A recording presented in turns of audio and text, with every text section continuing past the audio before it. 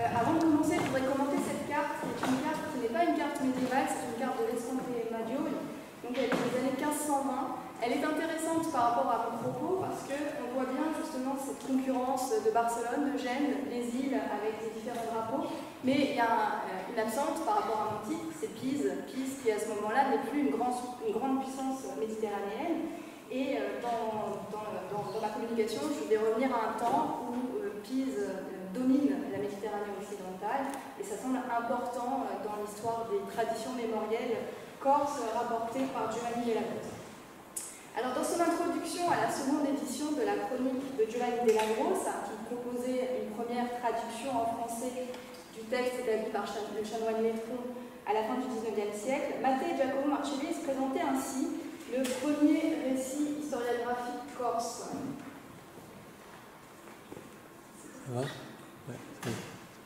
Texte de dimension épique, relatant les hauts faits d'armes et les événements mythiques ou historiques censés être advenus en Corse depuis la haute antiquité jusqu'au dernier quart du XVe siècle, la chronica est aussi plus que tout autre la pittoresque représentation de la société romane et d'une culture populaire fondée sur la pratique de la langue vernaculaire, la vitalité du folklore et de ses légendes, une antique sagesse populaire formulée en exemplats et en proverbes. Elle présente le charme des anciens textes, nés pour être dits, que les exigences et les aléas de la transmission nous ont fait parvenir comme des textes écrits, avec les variations et les incertitudes que comporte le travail des scribes successifs.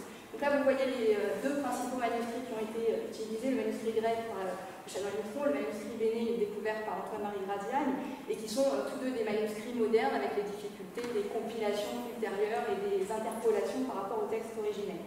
Donc si sur le plan historique et philologique, l'édition de Matteo Giacomo Marcelli présentait des lacunes, laissait la place à des entreprises ultérieures, l'édition d'Antoine-Marie en 2016 et sur un mode interdisciplinaire, l'édition numérique que nous co-dirigeons aujourd'hui avec Jean-André Cancellière à l'Université de Corse, force est quand même de souligner que Matteo Giacomo Marcelli fut la première à révéler la richesse de la chronique dans une perspective d'histoire culturelle du Moyen-Âge de la Corse.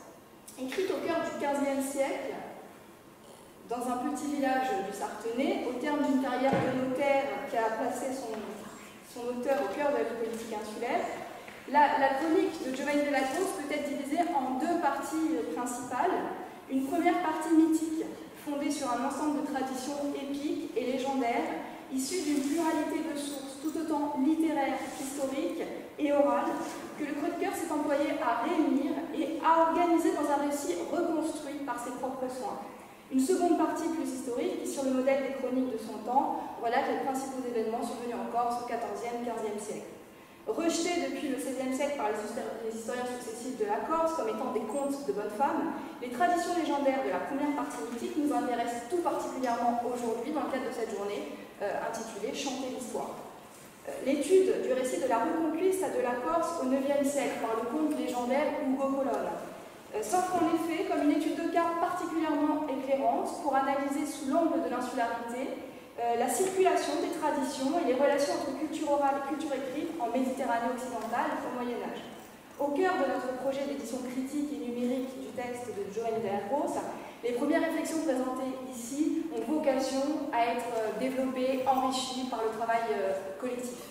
Donc c'est un travail en cours, ce sont des recherches en cours que je vais présenter, et il y aura plus de pistes que je propose que de véritables résultats, vous me pardonnerez. J'évoquerai dans un premier temps l'influence bien connue, c'est ce qui a été le plus étudié, de la geste carolingienne et du cycle arthurien dans la construction de la légende d'Ugo Colonna. Dans un second temps, je m'intéresserai à une source qui n'a pas été exploitée jusqu'à présent par les historiens insulaires, qui permet de croiser l'histoire de la Corse et celle de la Sardaigne. C'est le Liber Maioriginus, un poème paysan du XIIe siècle qui relate la conquête des îles Baléares. Et cette conquête des îles Baléares s'était faite par l'alliance du comte de Barcelone et de Pise. Et les documents d'archives témoignent que des Sardes et des Corses y ont été associés. Donc j'y vois une des origines de la tradition de la Reconquista, j'y reviendrai. Enfin, dans la dernière partie, je m'interrogerai sur les enjeux de ces traditions mémorielles dans le contexte de la Corse du XVe siècle, le contexte dans lequel écrit notre écrivain de Corse. Comme l'avaient remarqué les premiers commentateurs de la chronique, le récit de la conquête de la Corse par le comte romain Ugo Colonne est fortement imprégné de références à la matière de France et au cycle arthurien. Selon le chroniqueur, Ugo Colonne aurait été envoyé en Corse par le pape Pascal II pour libérer l'île du joug des Sarrasins. Et cette conquête fait office de pénitence, puisque Ugo Colonne s'était soulevé contre son prédécesseur, le pape Léon III. Après la victoire contre le roi Nougolone, Ugo Colonne obtient ainsi le pardon du pape et le titre de comte de Corse qu'il exerce au nom de la papauté.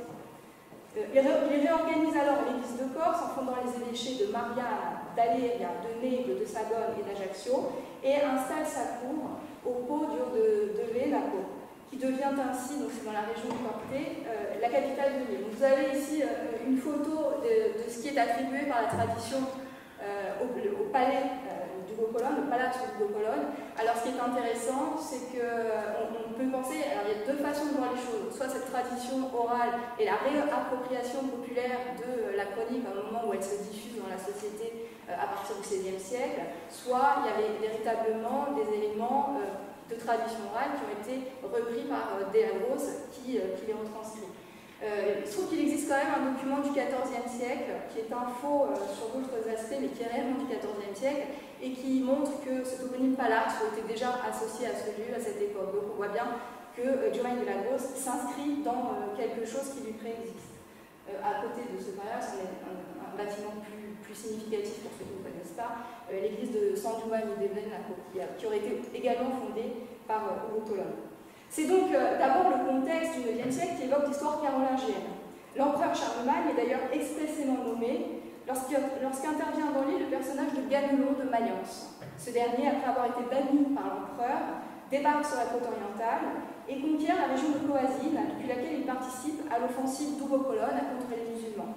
Le récit de Joël de Lagos témoigne qu'il connaît l'histoire de la trahison de Ganelon à Roncevaux, mais il précise qu'en Corse, on n'avait rien à lui reprocher. Toutefois, cette réputation de traître justifie sans doute la circonspection avec laquelle il est accueilli par Ugo Colonne, alors qu'il vient pourtant le soutenir dans l'île. Outre Ganelon, le personnage d'Orlandine, le neveu du comte Ugo, a souvent été identifié comme un élément emprunté à la chanson de Roland. Inscrit dans la geste carolingienne, le récit de Giovanni de Lagos rattache également le personnage d'Ugo Colonne à l'Empire byzantin, comme l'a récemment souligné Lucie Arribi dans sa thèse. Giovanni de Lagos évoque en effet un songe qu'aurait fait le comte Ugo Colonne à la veille d'une bataille importante, durant laquelle l'empereur Constantin lui annonce sa victoire future contre les Lombes. Donc Matteo Giacomo Marcellese avait vu dans cette apparition impériale une reprise de la tradition carolingienne faisant de Charlemagne un descendant direct de Constantin. Ugo Colonne est ainsi présenté comme le fondateur de la lignée des comtes de Corse qui règne en paix sur l'île jusqu'à l'assassinat par trahison du comte Arrigo Balesser et de ses 7 fils aux alentours de l'an 1000. Et donc vous voyez ici le pont de Tralavé, dit pont des 7 épaules, justement en référence à ce tragique assassinat des 7 descendants d'Arrigo Balesser, qui marque pour le chroniqueur la fin de l'ordre carolingien et les débuts de ce qu'on appelle, ce que Dupuy a appelé la féodalité. Le prénom Guenièvre, de l'épouse de la veuve du comte Arrigo Balesser, et cette fois un emprunt aussi arthurien, Ginèvre ayant été l'héroïne de la vendetta. C'est elle qui organise la poursuite des Tralaventaci, les traîtres qui ont assassiné son époux. Et on voit là un toponyme situé à Bastelica, non loin de l'endroit où elle a organisé une assemblée pour décider, pour juger de ce qu'il fallait faire des traîtres. Illette de la comtesse, qui pourrait être une référence à ce personnage mythique. Le récit mythique de la Reconquista de la Corse par Ugo Colonne est donc en partie le reflet de la culture de son auteur. Formé à la Grammatica à Bonifacio puis à Naples, ce dernier a pu s'approprier les topoïdes de la littérature chevaleresque médiévale pour alimenter son Historia di Corse. Il est possible en outre, comme l'ont estimé de nombreux commentateurs et plus récemment Michel Ferrara dans sa thèse, que ce récit est également puisé à une tradition orale locale qui serait dès lors peut-être le reflet de la circulation en Corse des cantilènes chantés réappropriés donc, par les jongleurs et les troubadours. À cet égard, la mention d'un jongleur corse à la cour de Sardaigne, du gouverneur de Sardaigne, Joannino Corso, au début du XIVe siècle, en 1327, pourrait être une piste intéressante de recherche. Je dis pourrait parce qu'en réalité, c'est chercher une limite dans une note de fin, je crois pas. Mais c'est intéressant, c'est vrai que c'est inattendu de trouver un troubadour d'origine corse, même si c'était sans doute un saint. Cependant, si la littérature épique médiévale a offert un modèle à Giovanni della Grosse pour construire son récit des origines, elle ne constitue pas sa seule source. La geste du Beau-Colosse s'inscrit ainsi dans une chronologie maîtrisée des offensives carolingiennes en Méditerranée, qui témoigne sinon de la consultation directe des annales carolingiennes, au moins de la connaissance des premières compilations historiques des humanistes. Je pense notamment à Flavio Biondo et au séjour que Giovanni della Grosse a fait à Rome en 1445 à la cour de Eugène IV en tant qu'ambassadeur des Corses, et durant lequel il a pu soit le rencontrer, soit en tout cas avoir accès à ses travaux. Et donc découvrir que derrière ces traditions qu'il entendait, je pense qu'il a fait œuvre d'historien en cherchant en fait à plaquer dans une chronologie et dans une histoire des traditions qui subsistaient oralement.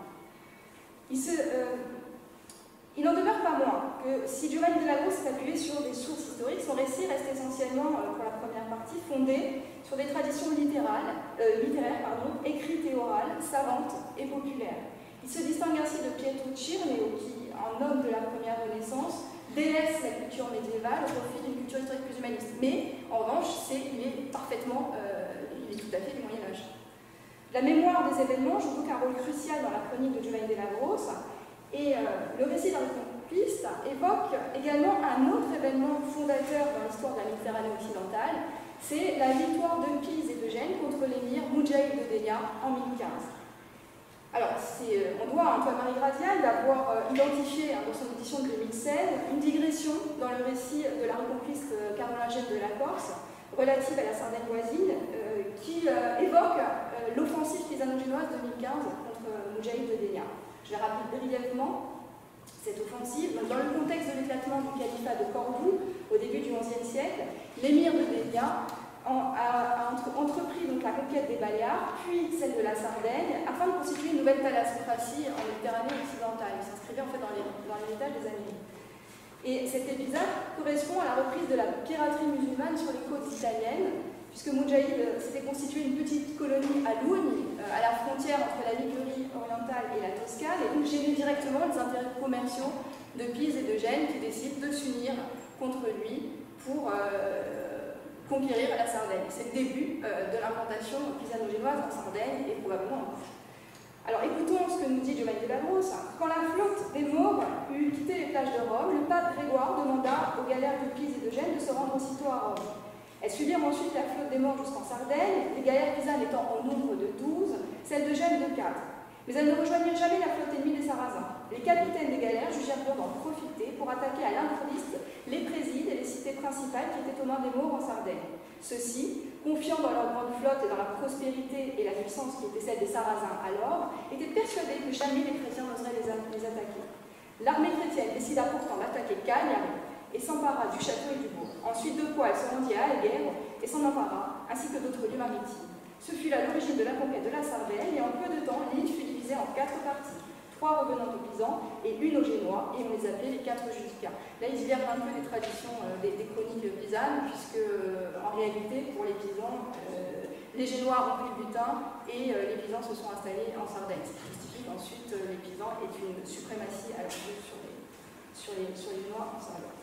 Ayant fermé la parenthèse ça, Giovanni della Grosse reprend son récit de la reconquête carolingienne de la Corse, donc pour en revenir à la guerre de Corse que nous avons abandonnée pour aborder un autre sujet, comme si les deux événements étaient contemporains. Et cette confusion me semble particulièrement intéressante en ce qu'elle révèle une mémoire sédimentée, faite d'un enchevêtrement d'événements historiques. C'est en effet après avoir évoqué la Sardaigne que Giovanni della Grosse fait intervenir pour la première fois le comte de Barcelone dans son récit. Venu défendre Rome en proie aux attaques des Sarrasins, le comte de Barcelone se voit confier par le pape la mission de soutenir Ugo Colonne en Corse. Ainsi, le récit de Giovanni della Grosse dit-il l'épopée du comte de Corse et celle du comte de Barcelone. Si les traditions littéraires hispaniques ont pu servir ici de modèle aux chroniqueurs corses, comme on a fait récemment l'hypothèse du Ciari dans sa thèse, elle a établi un parallèle entre le chant du Cid et le récit de la reconquête de Giovanni della Grosse, qui est assez convaincant. L'intervention du comte de Barcelone fait également écho à la tradition pisane et à la conquête des Baléares. Un siècle après la victoire contre Moudjahid de Dénia, les Pisans entreprirent en effet une nouvelle offensive contre les Baléares, et avec cette fois le soutien du comte de Barcelone. Placé sous la protection de la papauté, et s'inscrivant dans le contexte des croisades, tout de suite après la première croisade, cette conquête est racontée en détail dans 2 œuvres pisanes.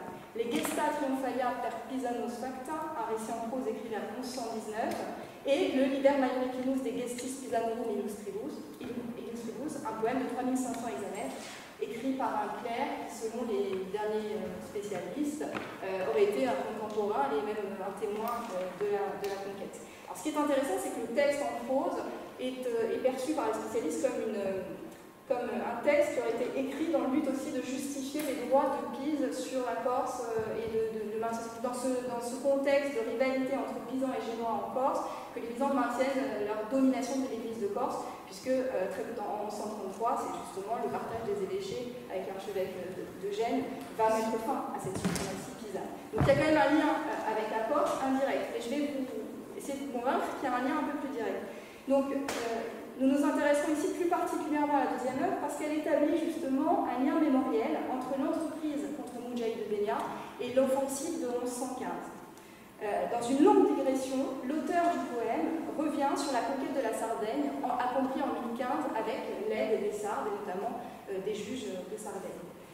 Alors la Corse n'est pas directement mentionnée, mais plusieurs historiens ont émis l'hypothèse d'une occupation de l'île par Moudjahid de Dénia. Vous savez qu'il y a plus de 10 km entre la Corse et la Sardaigne, et on se doute que cet événement a eu des répercussions sur l'île voisine. La victoire de 1015 marque en tout cas les débuts de l'expansion pisano-génoise dans les 2 îles, et il est très probable que cet événement y ait donné naissance à une tradition mémoriale de la reconquiste, dont Giovanni de Lavos se fait l'écho dans son récit. En 1115, lors de la deuxième offensive contre les Baléares, les documents d'archives, en fait c'est un document d'archives, un acte qui témoigne qu'il y avait effectivement des Sardes et des Corses pour aller conquérir les Baléares. L'événement de 1115 marquait, selon moi, ainsi la naissance d'une mémoire méditerranéenne liant les îles, l'Italie et la Catalogne. En Toscane, cette mémoire s'incarnait, on trouvait son expression dans l'emblème de la tête de Maure, qui évoquait le double souvenir de Moudjahid, ou Remouzet des Italiens, et de la conquête de 1115. Je pense que c'est pas très clair, en fait, ces identifications. Donc ici, on a cette tête de Maure sur la façade du palais public communal de Pistoia, qui aurait été mise au XIIIe siècle, et on voit que dans les différentes interprétations, il y a vraiment justement ces 2 événements, 1015-1115. En tout cas, donc, cette tête de Maure avait un sens dans ces traditions pisanes qui renvoient directement à ces événements des Baléares.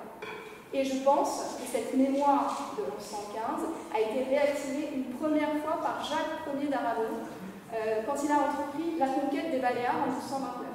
J'ai un document, mais on travaille avec très peu de documents quand on travaille sur les îles, qui témoigne que Jacques d'Aragon, avant de conquérir les Baléares définitivement, cette fois en 1229, a tenté une ambassade à Pise pour, au nom de cette ancienne victoire de 1115, les convaincre de l'aider. Et cette ambassade est passée par les juges d'Arborea, donc juge de Sardaigne, qui était aussi vicomte de Bar et apparenté au roi d'Aragon. La Sardaigne joue le rôle, d'ailleurs de toute façon, dans cette histoire entre la Catalogne et l'Italie, la Sardaigne joue le rôle un peu de médiateur, d'ambassadeur avec Pise. Et donc, pour moi, c'est le signe que cette, ici les fresques qui représentent la conquête des Baléares, que cette mémoire est réactivée à ce moment-là. Et ce qui fait que quand Jacques d'Aragon décide d'utiliser le sceau des 4 Maures comme emblème du royaume de Sardaigne et de Corse, juste après la conquête de la Sardaigne, je pense que c'est aussi une évocation de cette tradition. Alors, l'historien aragonais Geronimo Zurita a expliqué l'origine de ce sceau des 4 Maures. Il dit que c'est une référence à la bataille d'Alcoraz, donc une bataille célèbre de la reconquiste hispanique du XIe siècle. Donc, bien sûr que l'origine ne vient pas du royaume de Sardaigne et de Corse, mais le choix d'un emblème, c'est aussi le choix d'une réception. On choisit quelque chose qui va pouvoir trouver l'adhésion, en fait, de ceux qu'on vient de conquérir. Et je pense que le succès, en fait, de cette tête de mort en Corse et en Sardaigne, c'est parce que cet emblème rencontrait justement des traditions locales dont Giovanni Della Grosse est le témoin pour la Corse, parce qu'il n'y a pas d'équivalent pour la Sardaigne, mais qui renvoyait justement à cet imaginaire de la Reconquista sans cesse remobilisé à des fins politiques. Donc plusieurs strates historiques et plusieurs traditions mémorielles s'imbriquent ainsi dans le récit de Giovanni Della Grosse dans la Reconquista de la Corse. Cependant, et ça sera l'objet de la dernière partie, le chroniqueur ne s'est pas contenté de transcrire les différentes traditions, il les a réorganisées afin de construire un discours qui est tout autant historique que politique. Et se pose dès lors la question des enjeux de la reconstruction de ces traditions épiques au XVe siècle. Un premier constat s'impose à la lecture de Giovanni Della Grosse, l'absence totale de Pise et de Gênes dans la lutte contre les Mauves, alors même que l'action de ces deux puissances maritimes, comme je l'ai dit tout à l'heure, est évoquée pour la Sardaigne. Donc il s'agit, cette absence, il s'agit très probablement d'un oubli volontaire du scribano corse. Je m'explique, on a, grâce à sa chronique, des éléments biographiques, autobiographiques sur Giovanni Della Grosse. On sait qu'il a connu plusieurs périodes d'exil hors de Corse. Il est allé à Naples pour ses études, à la cour d'Oristano en Sardaigne lors d'un exil, à Gênes et à Rome. Ces séjours prolongés lui ont permis de parfaire sa culture historique et son goût pour les livreries antiques qu'il évoque au fil de son récit suggère à la fois une recherche documentaire, c'est-à-dire une recherche d'archives, et la consultation d'ouvrages historiques. On peut imaginer qu'à chaque fois qu'il s'est déplacé, c'est d'ailleurs un peu l'hypothèse qu'a fait Michel Ferrand dans sa thèse, il a cherché à trouver des informations. Donc il est inimaginable qu'il n'ait pas connu les chroniques, les annales de Gênes, qui fondent, si vous voulez, l'identité génoise sur les premières victoires contre les musulmans, et notamment sur la reconquête de la Méditerranée. Et qu'il n'ait pas consulté les chroniques pisanes. D'ailleurs, il y a d'autres passages dans son récit qui montrent qu'il a été influencé par les chroniques pisanes. Le choix de placer l'intégralité de son récit, la reconquête de la Corse, au temps carolingien, donc d'abandonner cette histoire de 2015 et de Mudjahid de Dénia, me semble riche de sens. Ce choix semble avoir reposé sur plusieurs éléments. D'abord, l'existence d'une mémoire locale d'anciens comtes de Corse, qui auraient vécu au temps carolingien. C'est quelque chose qui devait se dire à son époque, et des documents édités dans les Monumenta Germaniae Historica mentionnent effectivement des comtes de Corse, qui se problème, c'est des documents qui sont livrés, des documents qui sont livrés. Enfin, il faudrait vraiment faire un travail là sur cette documentation, mais il y avait manifestement le souvenir de quelque chose qu'il a utilisé. L'existence de sources attestant de plusieurs offensives carolingiennes en Corse. Donc la découverte en fait de ces annales carolingiennes, en tout cas de leur décompilation humaniste qui les utilisait. Et puis, troisième point important, pourquoi avoir décalé? Il y a un intérêt politique, c'était la volonté d'inscrire les seigneurs corses dans un temps long et les doter d'une légitimité historique face aux Génois, puisqu'on efface du coup l'influence de Pise et de Gênes et on en fait finalement des contes naturels et antérieurs. La confrontation du texte de Giovanni Della Grosse aux annales aragonaises de Geronimo Zurita et aux annales génoises d'Agostino Giustiniani suggère que la reconquête carolingienne des îles ait pu être l'objet d'une querelle historiographique au XVIe siècle. Donc, Geronimo Zurita évoque bien au IXe siècle l'action des Sardes contre les musulmans. Il dit qu'ils se sont libérés seuls à ce moment-là. Alors quand il parle des Sardes, vous pensez que ça pourrait concerner aussi les Corses, puisque du côté aragonais, on a tendance à voir Sardes et Corses dans la même entité. En tout cas, cette tradition elle semble avoir existé pour la Sardaigne. Alors que lui, Giustiniani, de son côté, il souligne, il est allé chercher un autre personnage des annales carolingiennes, c'est le comte Adhémar de Gênes, et qui avait mené une offensive pour libérer les îles, mais qui a été un échec. Sa flotte a été prise, il a été tué. Alors il en fait un succès, et depuis le comte Adhémar de Gênes, la Corse est génoise. Alors on sait que Giustiniani ne pouvait pas faire d'erreur là-dessus. Donc c'est forcément idéologique, et s'il répond, c'est que peut-être, voilà, c'est peut-être une réponse aussi à ces revendications carolingiennes. Un autre point, et j'ai bientôt fini, ne vous inquiétez pas, doit être souligné dans le récit de Giovanni Della Grosse, c'est l'absence et l'inefficacité des empereurs carolingiens dans la lutte contre les Mauves. Alors c'est paradoxal, parce qu'il replace la reconquista de l'île au moment des offensives carolingiennes, pilotées donc par les empereurs, mais la figure impériale est effacée au profit de la figure pontificale. C'est le pape qui organise l'expédition et qui récompense Hugo Colonne en lui un fil dans la Corse. Donc là, évidemment, on retrouve les préoccupations contemporaines de Giovanni Della Rose, dont il faut rappeler que c'était le défenseur des droits pontificaux sur l'île, qu'il a voulu mettre en œuvre un gouvernement pontifical en Corse. Et puis à l'arrière-plan, cette histoire de la Reconquiste, c'est aussi le contexte de l'affirmation de l'Empire turc en Méditerranée, de la chute de Constantinople et des préoccupations qu'il avait face à ça. Donc la figure du comte... alors il y a une autre piste qu'il faudra peut-être creuser, c'est cette figure du comte roi Hugo Colonne qui est fait par le pape et qui, moi, m'évoque les comtes rois normands, en fait. Et comme on sait qu'il a fait ses études à Naples, je me demande s'il n'a pas été là, lui poursuivre pour inspiration, les chroniques siciliennes et l'histoire de la Sicile, puisque je crois qu'il y a un parallèle à faire. Au final, le récit de Giovanni Della Rose fait intervenir trois acteurs principaux. Le pape, le comte Romain de Colonne et le comte de Barcelone. Comment ne pas y voir la trace de l'alliance entre Vincente d'Istria et Alphonse V d'Aragon au XVe siècle. Alors, rappelons que Vincente d'Istria avait été nommé vice-roi de Corse par Alphonse V en février 1418. Alors, ce titre marquait une rupture par rapport à la tradition du Regnum Sardiniae et Corsicae, puisque ça créait en fait un royaume de Corse indépendant, autonome du royaume de Sardaigne. En 1420, l'offensive d'Alphonse V en Corse avait suscité l'adhésion de l'ensemble de la noblesse insulaire, et même Giovanni Della Rose, qui pourtant était très proche des Campos Frégoso, avait rejoint alors le camp aragonais. Donc ce miracle d'un royaume corse intégré aux États de la couronne d'Aragon, mais gouverné localement par le comte de Corse, Vincente, devenu vice-roi, avait donc suscité un temps l'espoir du scrivano corse en quête désespérée d'un bon gouvernement pour son île. Le récit de Giovanni Della Rose porte ainsi également la trace d'un discours politique local visant à légitimer l'action des seigneurs Marquese en mobilisant une mémoire mythique dont la fonction était d'unir les Corses dans ce qui me semble être une esquisse de construction nationale, au même titre que les historiens de son époque du XVe siècle. Alors je vais conclure. Chanter l'histoire dans la Corse médiévale évoque un enchevêtrement de traditions mémorielles qui replace l'île au cœur de la Méditerranée occidentale, et c'est ce qui me semble le plus intéressant. Si le récit de Giovanni Della Rose nous est parvenu sous la forme de manuscrits compilés à l'époque moderne, certains passages portent encore la trace d'une culture orale, savante et populaire, qui fait, à mon sens, la richesse de cette œuvre typiquement médiévale, située au croisement de l'histoire et de la littérature.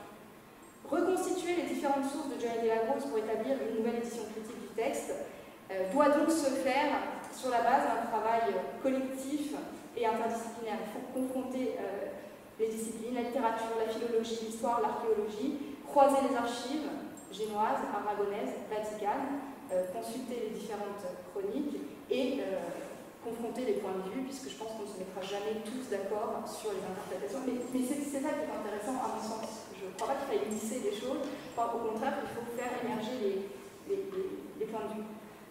Et c'est en ce sens que nous avons conçu la plateforme, ce projet d'édition numérique de la chronique de Giovanni Della Rose, qui est en fait un projet de recherche interdisciplinaire et collectif, mais plutôt une plateforme de collaboration. C'est-à-dire que n'importe quel spécialiste pourra, il y a dans ce projet une plateforme collaborative qui permettra à tout un chacun, en fonction de sa spécialité, d'annoter le texte en signant de son nom, son apport, et d'apporter en fait ce qui ouvrira peut-être même à des spécialistes extérieurs à la Corse qui pourraient, au cours de leur recherche, par hasard, trouver un document qui, pour nous, serait un trésor pour nos recherches. Je vous remercie de votre attention.